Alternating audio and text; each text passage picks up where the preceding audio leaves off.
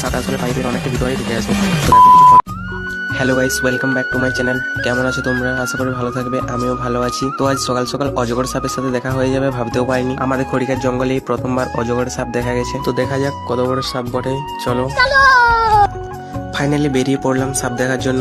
তো আমার বন্ধুগুলো দেখতে পাচ্ছ কত স্পিডে সাইকেল চালাচ্ছে সাপ দেখার জন্য। আমি সবার লাস্টে রয়ে গেছি। তো পৌঁছে গেছি আর একটু সামান্য। এটাই হচ্ছে আমাদের জঙ্গলে ঢোকার রাস্তা। এখানেই অজগর সাপ আছে নাকি, দেখতেই পাচ্ছ কত সাইকেল, মোটর সাইকেল, অনেক মানুষ এসেছে সাপ দেখার জন্য।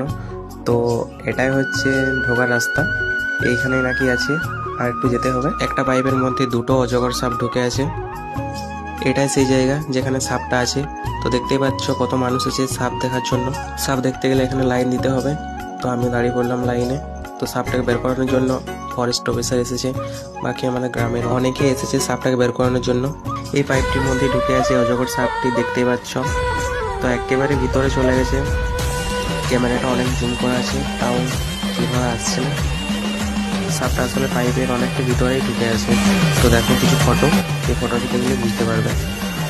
ব্লগটা এখানে শেষ করলাম। বাই, দেখা হচ্ছে নেক্সট ব্লগে।